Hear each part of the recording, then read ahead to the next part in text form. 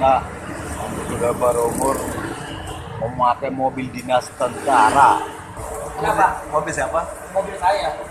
Kok emang tentara? Iya, kenapa? Oh, anggota aktif. Serius, Bang. Serius aktif. Mana coba itu ID card? Hak apa lu tanya gua? Lah apa coba mana ID card? Yang boleh tanya gua tuh polisi militer.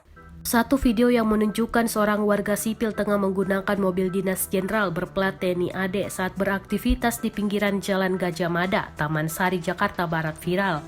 Dalam tayangan hasil rekaman tersebut, warga terkait yang tidak diketahui identitasnya terlihat turun dari mobil dinas yang diparkir di pinggir jalan untuk kemudian membeli makanan. Menggunakan kaos putih dan celana pendek, sontak perilaku tersebut mengundang tanya warga sekitar. Bahkan sampai ada yang ingin mengonfirmasi atas statusnya itu.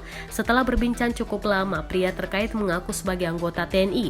Mobil yang dikendarainya dengan plat nomor 368834 juga merupakan tunggangan dia. Tapi ketika sudah didesak dengan beberapa pertanyaan, ia kemudian mengaku bahwa bukan anggota TNI AD aktif.